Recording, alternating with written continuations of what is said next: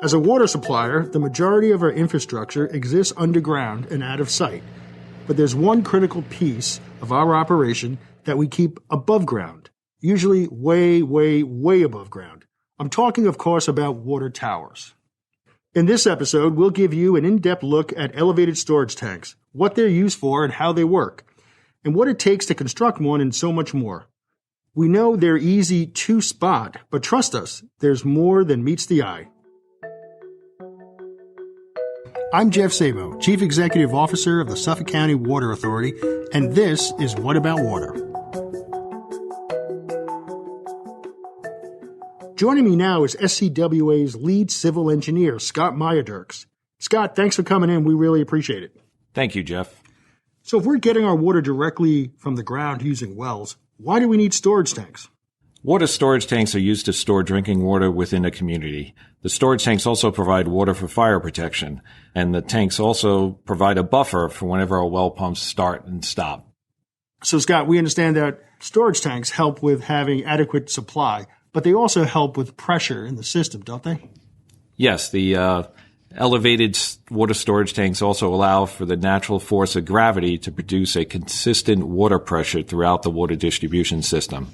The Water Authority has different pressure zones based on elevation, and the tanks allow, or basically if we had a power outage or we lost power or any type of issues, the water in the elevated tanks would help maintain that system pressure.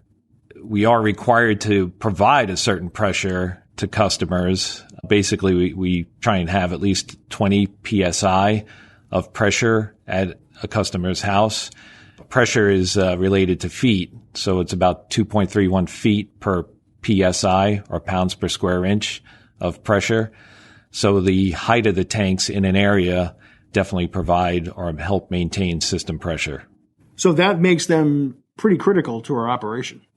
Storage tanks help us meet the peak demands for drinking water and to also provide fire flows when a fire department opens hydrants to fight fires. We do not always have enough well capacity to meet the peak demands for water, so the water tanks can help us meet the water supply needs. Basically, the water tanks equalize and smooth out the peaks and valleys of the water demand. When the demand is high, water drains from the tanks, and when the demand is low, the tanks will fill. And Scott, how many do we have, both elevated and ground storage tanks in our system? Currently, we have 65 water storage tanks. And how do we choose the locations? The locations for water storage tanks can be chosen based on several reasons, such as the elevation of a site, the population of an area, and the overall peak demand for water in an area. What is the construction process for something like this? The tanks are typically constructed of steel plates that are welded together. Once completed, the tanks are then painted to protect the steel from corrosion. The first elevated tanks we used to use rivets to hold the steel plates together. We still have one riveted elevated steel tank in Smithtown, but typically all new tanks are welded steel construction. And how long is that process from start to finish? The tank construction would typically take about 1 year to construct, with the construction and the painting.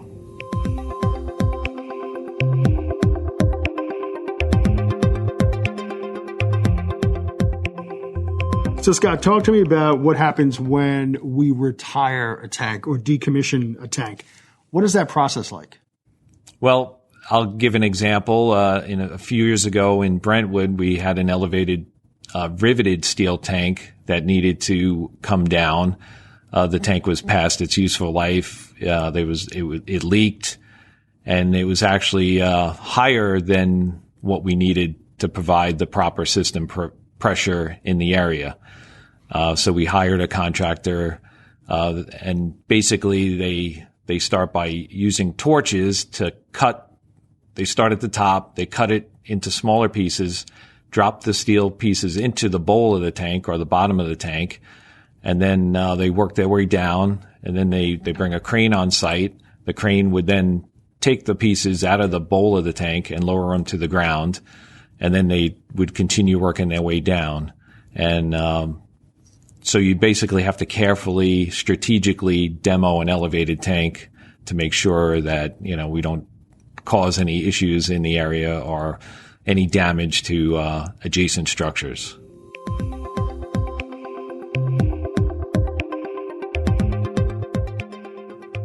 So, Scott, where are we headed next, right? Where, if you look at the horizon of the next year or two, where are some locations that the Water Authority is looking to construct additional storage supply?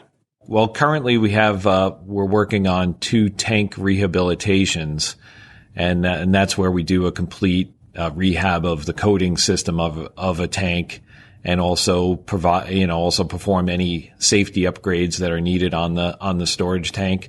And the 2 sites we are moving forward with are Industry Court in Deer Park and our Henry Clay drive standpipe out in Stony Brook.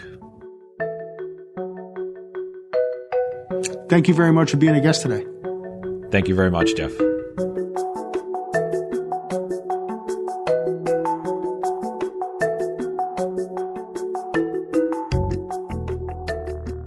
Have you ever looked up at a water tower, noticed that long ladder leading all the way up to the top and thought, does somebody really have to climb up there? Well, I'm pleased to introduce our next guest, Deputy Lead Civil Engineer Pete Schembri. Pete has not only climbed our tanks, but he also manages their construction and maintenance. Thanks for joining us today, Pete. Oh, thank you very much for having me. So, Pete, let's start with the easy stuff. What's it like to climb a elevated storage tank? Climbing the tanks can be a really exciting experience. Not only do you get to see the entirety of the island from a very different perspective, but you get to see these pretty incredible pieces of engineering and construction up close and personal. You can see how the system functions from a completely different vantage point. What's the purpose of climbing an elevated water storage tank? The purpose of climbing these tanks is from more of a maintenance perspective. It gives us an up-close look at each of these structures to assess the condition of not only the physical structure, but of the coating system on the tank, which protects the steel from corrosion, as Scott had mentioned earlier. It also gives us a little bit of a framework to grade which tanks would be coming up for maintenance and which tanks, are going to need certain changes or improvements done.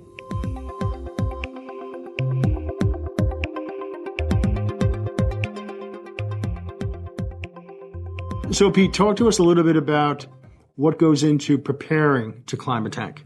I guess the preparation all starts with the training. We go through a 3-day course. I performed mine in Houston, Texas, where we learned to safely approach the tank, be safe on the tank, ascending, descending, emergency situations, and really try to get a handle on not only keeping the infrastructure maintained, but maintaining safety throughout the entire process. 150 feet in the air, things can go awry rather quickly. You kind of really need to be well equipped, both physically and mentally, to meet those challenges.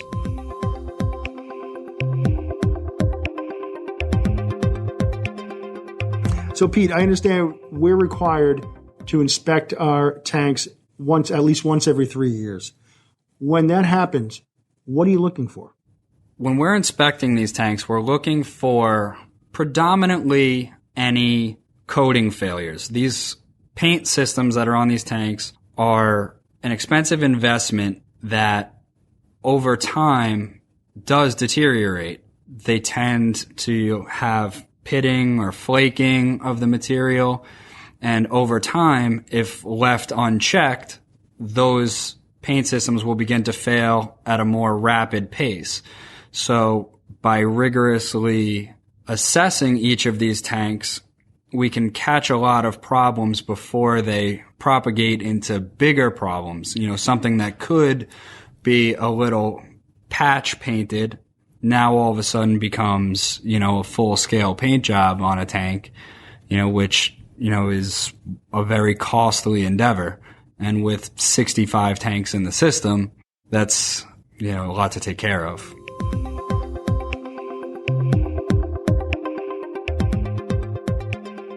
So, Pete, how has technology changed how we inspect our elevated storage tanks?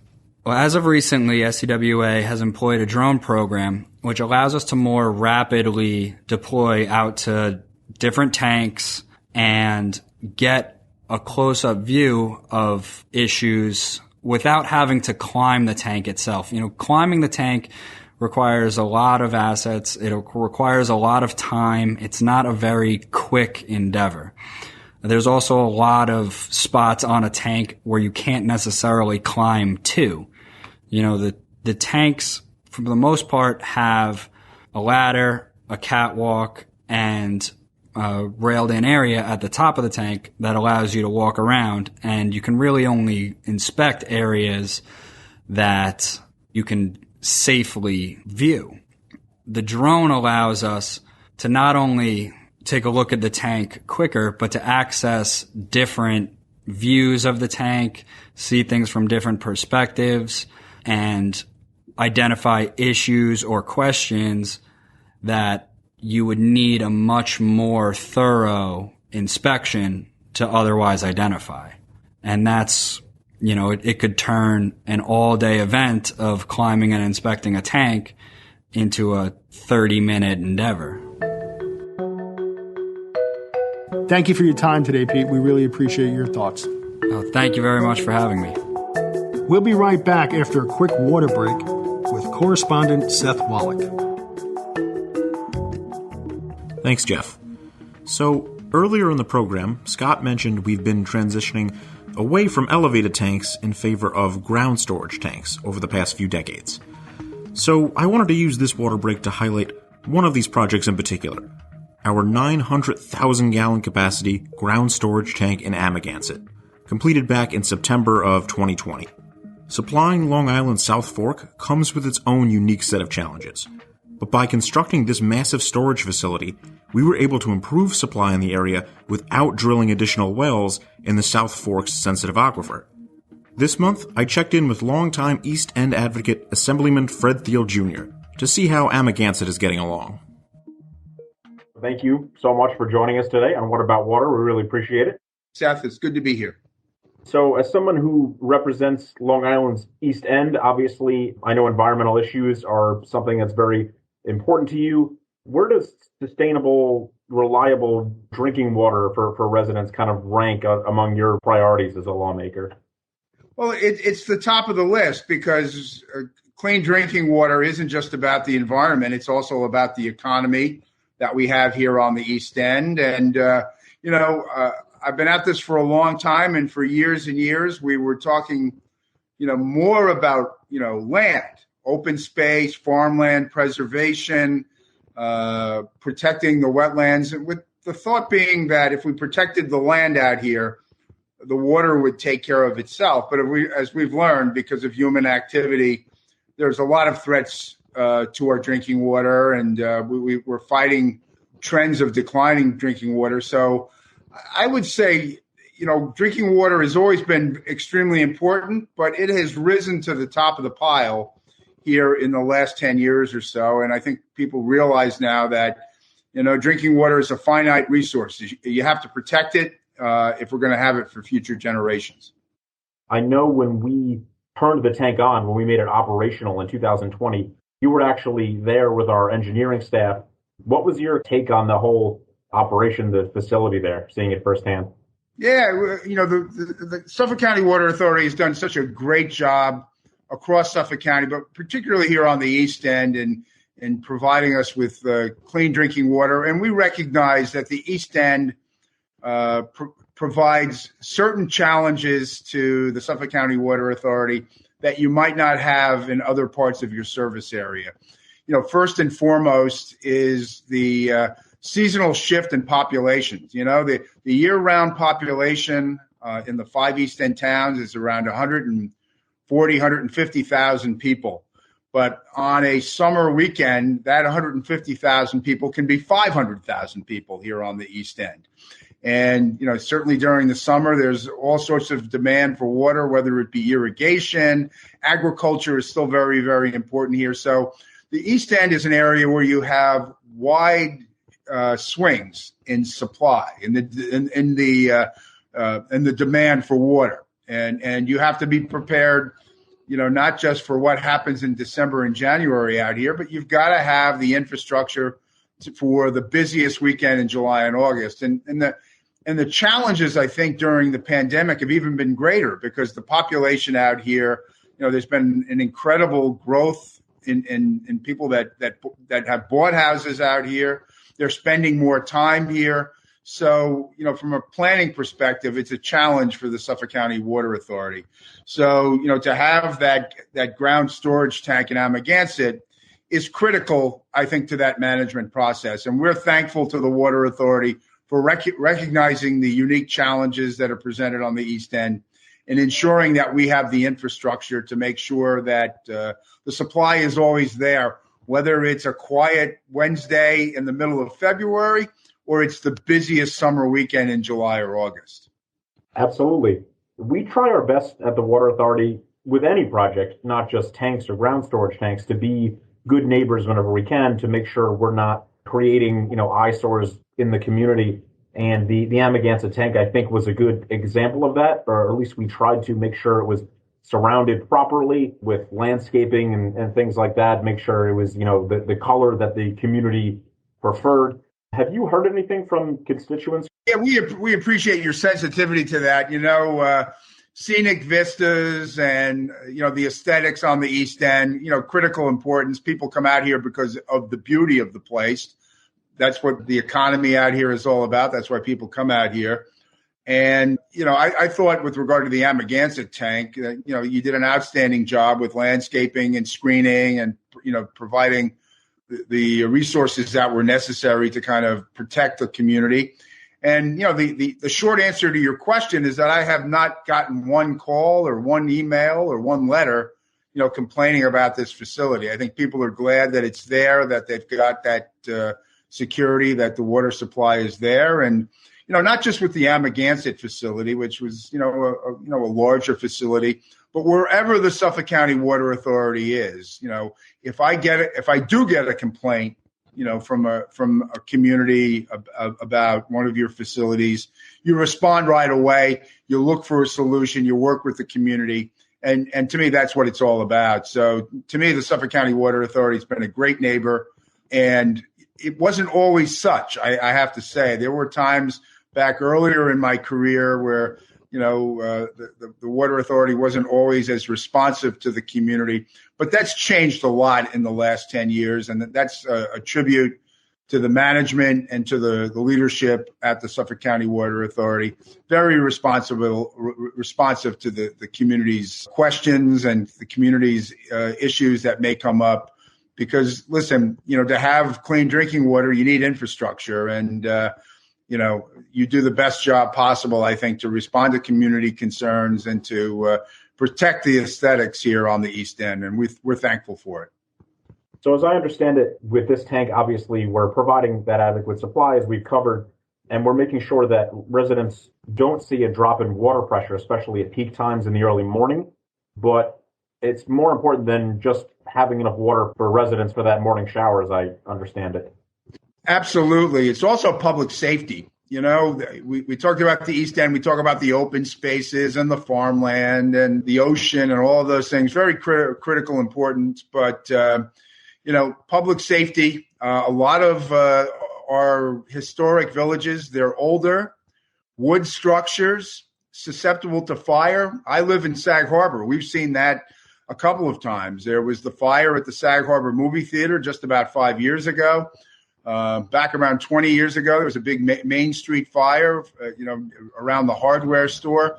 And that's not unique to Sag Harbor. A lot of historic buildings, a lot of wood structures, a lot of challenges for our local fire departments. And so water isn't just about having, clean drinking water. It's also about public safety and making sure there's adequate supply for our local fire departments. They're all volunteers. They give up their time.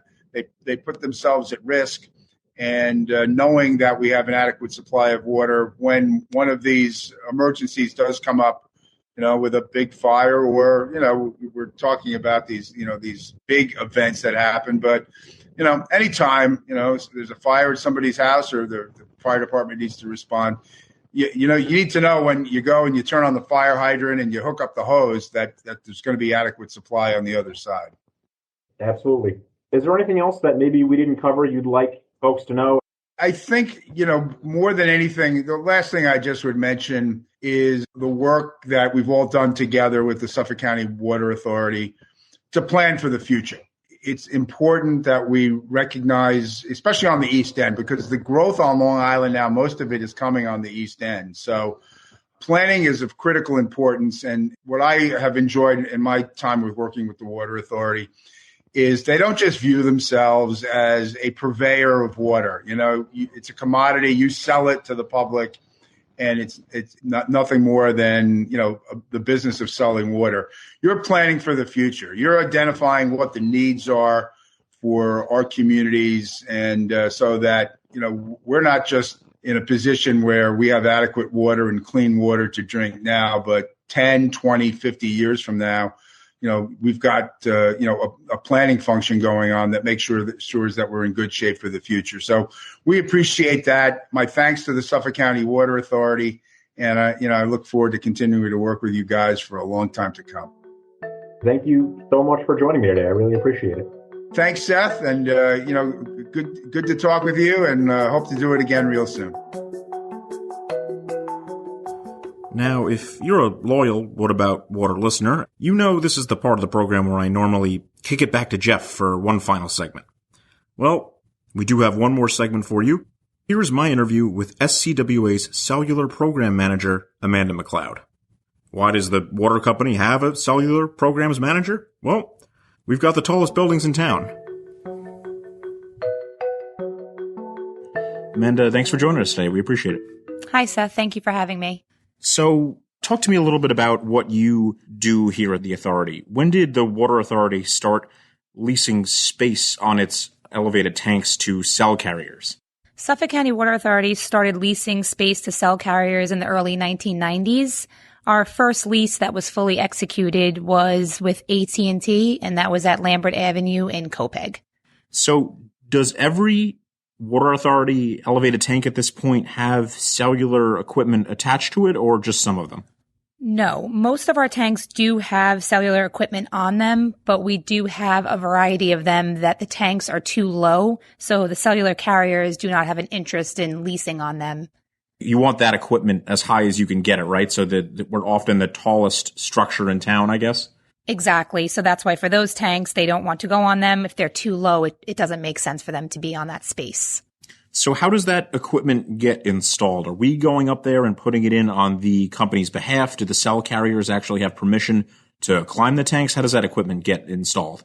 How that works is the cell carriers hire an outside contractor, and I work with them to give them access to the tank, and they have to follow the approved Suffolk County Water Authority drawings that I stamp before we can go ahead and proceed with the work. And then do we work with specific carriers in specific towns? Is it just something that kind of goes to the highest bidder? How does it work in terms of who's on which tank? The carriers we work with are AT&T, Verizon, and T-Mobile. It doesn't vary by specific area. They're on all of our water tanks. There's no specific region that each of them are on. So let's say there's a new cell phone carrier out there who's just gotten into the market and they were looking to put their equipment on the Water Authority's tanks. What would be like the first step for them? Would they contact you? Correct. They would contact me. They would send me over construction drawings. I would proceed to review them. And then I work up our paperwork so that I could let them know what the rent amount would be, and the additional equipment that they're going to add on plays into that amount. So I know oftentimes cell carriers will merge or one will buy another. Does that affect our equipment in any way? So, for example, T-Mobile has merged with Metro PCS. They took them over, and they have also merged with Sprint. Sprint still has the equipment on our tanks, and we are going to be in the process of removing, decommissioning all of that on our water tanks, and T-Mobile will be the sole carrier. Amanda, thanks so much for sitting down with us today. We appreciate it. Thank you for having me. What About Water is produced by Jeff Szabo, Tim Moats, and Seth Wallach. This episode was edited and engineered by Seth Wallach. Be sure to follow the Suffolk County Water Authority on Facebook and Twitter. If you'd like to submit a question for a future episode, email us at whataboutwater@scwa.com. Until next time, I'm Jeff Szabo. I'm more into the Long Island Water podcast. Oh, yeah, Suffolk County Water podcast. Yes, I'd love to be a guest on that one.